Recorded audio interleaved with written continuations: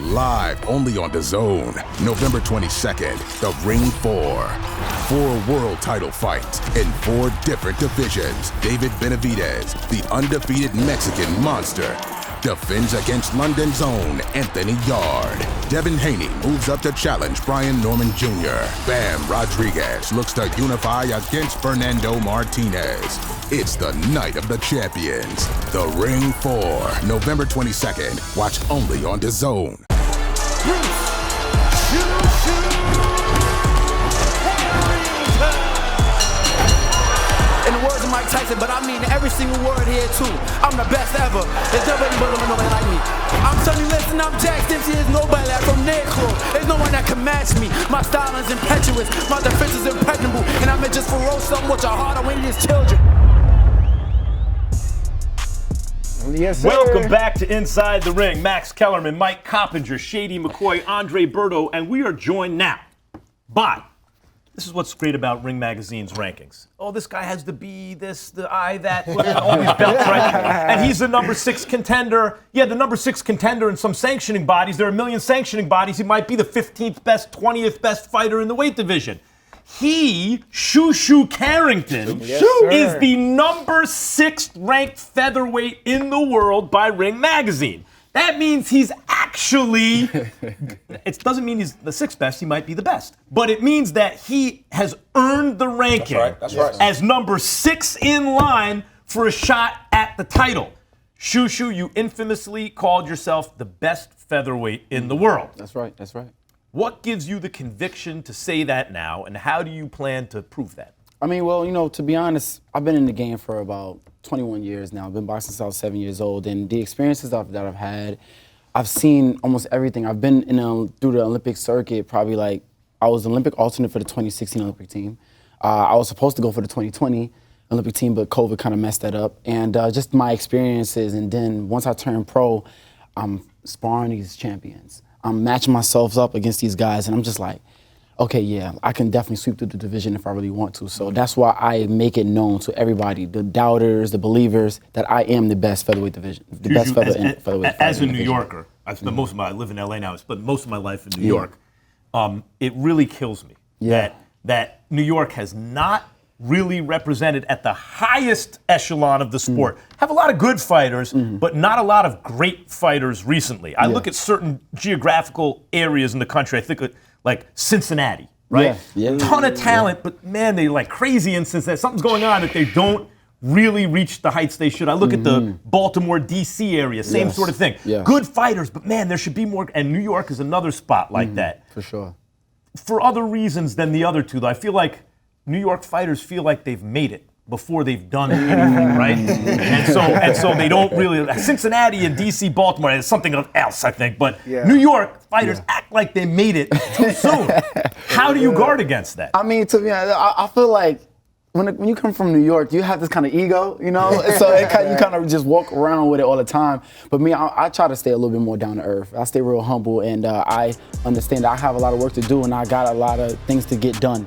So at this point right now, and for the rest of my career, I know I'm gonna make it to the top, and I definitely plan on being the best fighter to come out of Brownsville. I see Mike Tyson, he's an icon, and I would love to, you know, get to as big as he is. You know, that's just my aspirations. I can definitely believe that when the best fighters are named, Bruce Shu Shu Carrington, at the end of the day, will be mentioned in those conversations. Real quick, speaking of Brooklyn fighters, we had Richardson Hitchens on the show, right? Yeah.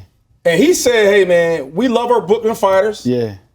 But he didn't claim T.O. as Brooklyn. Do you claim T.O. as a Brooklyn fighter? I just got to know. Man, T.O. know he not no Brooklyn dude, bro. Come on, man. No, like all due respect, like, you know, he was probably born there, but he wasn't raised there. Like you don't see T.O. and associate him with Brooklyn. He doesn't act and move like a Brooklyn dude. Like, you know, that's just what it is. You know what I'm saying? Like when you see me or you see Richardson Hitchens, you see Zab Judah, you can easily put Brooklyn with that. When you see Tio, you don't get that. You know what I'm saying? And there's He got a reason. little Brooklyn in him. Yeah, right. You know what? People make this argument in basketball, like New York's not allowed to claim Michael Jordan, but he lived in Brooklyn till he was 10 years old. Wow. To me, I don't know that he got like interacting with Tio, you don't see any Brooklyn. Yeah, he does. But see, that's the thing. Tio he was not raised in Brooklyn. At least Michael was like 10 years in the game. Of course, you're gonna see. I think Tio kind of learned on the job with some Brooklyn stuff. Like, his dad is very Brooklyn though. You got to get that. Yeah, of course. Brooklyn for sure. His dad is very Brooklyn. You know, his pops is Brooklyn. You got to give it to him.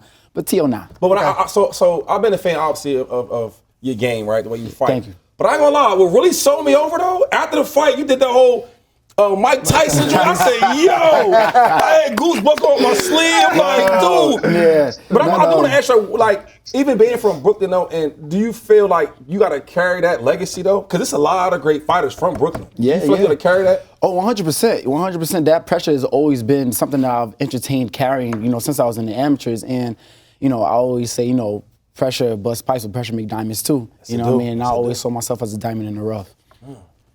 Yeah, look, Shu Shu, I'm a big fan of you as a fighter, but also the way you carry yourself. You're so mature for your age. Professional. And you're a true professional, like Shady just said. Thank you. I know you've been calling for these fights, and you haven't been able to get them yet. Mm-hmm. You want to see you and Nick Ball. You've called for it. Yes. And there's a lot of big names out there. Rafael Espinoza. Yes. You name it. Who do you want next year, and when will we see you against a champion? Or title holder, I should say, as Max would say. I mean, I would love to fight just any of these guys, man. I'm really shooting for Nick Ball. Like, he's the guy I've really been shooting at. And if not him, the second on my list is Rafael Espinoza. Okay. It's not a lot of guys that are calling these, names out like the way I am. They're not calling you out. Like, even Naoya and Inoue, even when he came to my fight, one of my fights, man, like, I called him out. He was in the crowd and stuff like that. Rafael Espinoza, call him out. He's in the crowd. I go to Brandon Figueroa and Stephen Fulton's fight, see them in the weigh-ins before they even fight, and let them know whichever one of y'all fight and that's y'all Brooklyn. win. Waiting for them to do the Ortiz and Cody into the ring. Okay. I'm doing it different. I'm stepping to these guys, man. I'm really serious about this because I have supreme confidence that I will beat everybody in the division. That's my guy. Hey, listen, my guy Shu Shu. That's my guy. We go way back, man. We go way back. We've been in Yes, camp sir. together. We even sparred with each other. Yeah. He tried to beat me up a couple times. Who won the sparring session? No, there's no winning and losing. It's just learning. It's just learning. Don't pass it on to me, bro. Stop that. Who after the sparring session was talking? We fought hard together. We want to hear all that. We learned a lot from each other. So you taught him a lot as an amateur? Stop that. So I know that Shu Shu has the goods, and I definitely want to see him in a title fight coming up. But of course, I think he asked my question to see who you wanted to fight. Out of all the champions, of course, you got Fulton and Fulton coming up as well. But I think they're fighting at 130 for that one. Yeah, they're fighting at 130. I've kind of like just took took my foot off the gas a little bit with Fulton because he has his other aspirations and stuff like that. So that's his journey. Do your thing, man. I've always been a fan of Fulton too, but business is business. And he don't duck though. I gotta say, he don't duck. Steph don't duck. I know he's from Philly, right? He don't duck. He's from Philly. What to say? He don't duck. I don't. But hey, listen. I'm not saying he ducked. He don't duck. I just feel like it would just. I just be bothered, bro, because as soon as I won my fight to become the mandatory, or like just next to be the mandatory to fight for his belt, he just has to go up. I'm just like, damn. But it happens a lot. It happens a lot. Though. It does happen. And he said that weight was messing with him. He is entitled to have feelings about that. Will you let him express himself? 100%, and he is right. But at the end of the day, you know what I'm saying? I'm like, bro, you only had like 2 fights in featherweight, bro. Like, come on, like you couldn't have grown out the division that fast. But hey, that's my opinion, and that's just what it is. Fighters like you, young fighters, are interested in belts because sanctioning body belts are promotional tools. Maybe you get paid more if you have one. You get to say, I got this belt and that belt. The reason I love the Ring Magazine Championship, which I've been shouting out now for almost 25 years. I've not mentioned a sanctioning body title, if I could help it, on the air for almost a quarter century, is because you have to be the champion of the world to have Ring Magazine. I want to show you something. I mentioned it earlier.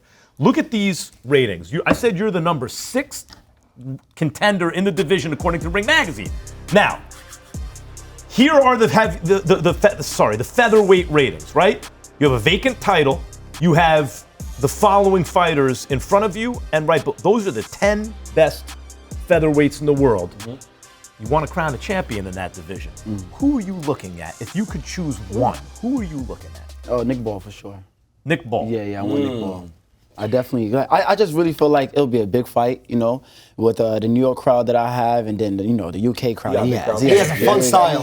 Fun style. Yeah. I feel like I'm such a dude where it's just like I want to satisfy the crowd with the fan-friendly fights, and I felt like that right there. He just fights with like a heart on his sleeve, bro. It's always fun to watch a little guy just go in and just try to be a bully. You got the reach, you got the height. Exactly. Everyone has the height over Nick Ball. Yeah, right. Everyone got it, but I got the IQ.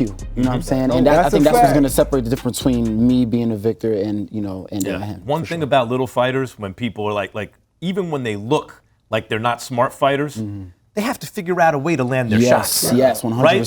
Right? People even look at old tape of like Rocky Marciano. Oh, he's primitive. Oh, yeah, really? Then how come they somehow he's landing those shots? That's not coming out of nowhere, right? 100%. I mean, how do you neutralize Ball?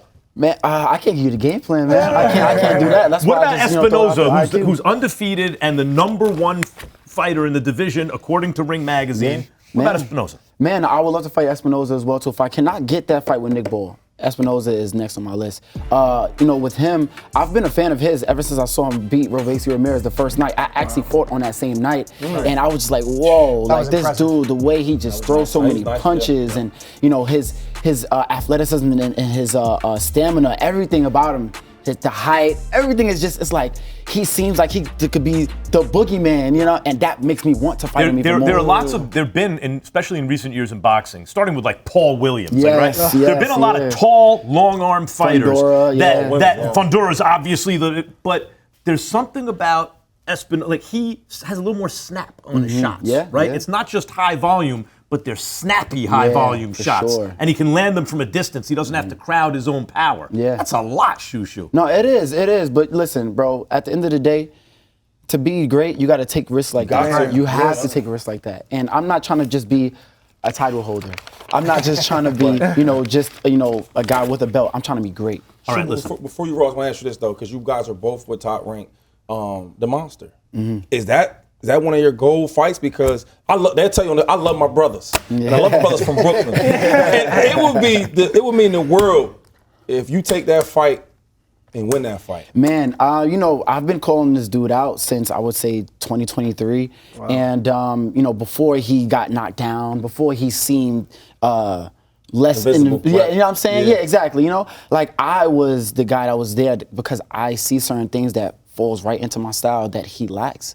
And again, that's also a big payday. Like what I mean? Cold turkey, Mike. What we waiting on? What we waiting on? I see He's a great ambassador. Come on. But I see, he has other things that he wants to get to. He has the Nakatani fight might be coming up, you know what I'm saying? So that is going to be a huge obstacle for him to get past. But if he does do that and then he moves up to featherweight, I am here to take the fight. You looking at Nakatani like, damn. Yes, I am. He might beat me to it. Nakatani. You said that though. You did say that. Nakatani's tough.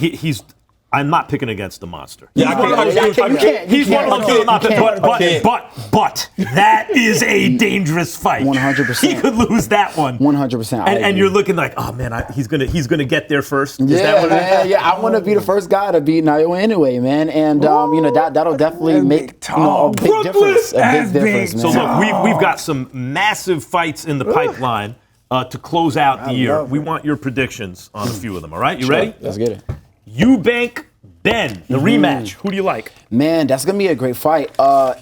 Remind me, first my memory, is the weight class the same as the first fight? Yes. Yeah. Well, I don't know if Chris Eubank could hold the weight because he had some trouble the first time, and we got to see how that's going to affect him. Exactly right. Everyone talks about the fact that he's the naturally larger fighter. Yeah. He was favored in the first fight. He had a little more refined skill, all that kind of stuff. Yes. But that's a big thing to dry out like 100%. that. And that's one of the main reasons why the fight was that close, honestly. Because if it was like, he was rehydrated and properly in the right way, I think it would probably been a little different. But I do think that Chris Eubank still wins, but it'll be a close fight. I think it'll be all right, guys, we got like 90 seconds here. So we did Eubank Ben. You think Ben has chances based on the weight? Yes. Haney Norman Jr. Ooh, it's a good Devin one. Haney versus Brian Norman Jr.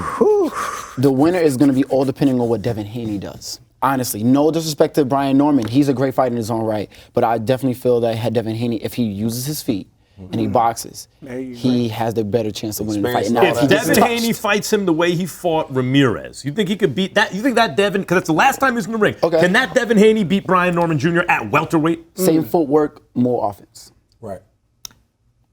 Pitbull against Lamont Roach. Pitbull, Cruz, Lamont Roach. I think Lamont Roach's style gets Pitbull. Layup. That's a layup. Really? Boxing. That's a layup. Really? Yeah, I think so. I think so. And I like Pitbull, but his Pitbull's last okay. not the last two, out Styles of make this, fights. 2 fights ago.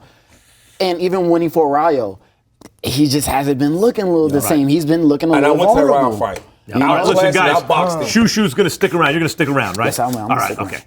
One more segment at least. Look, we talk Floyd Mayweather, Manny Pacquiao, and much more coming up with Shu Shu Carrington on Inside the Ring.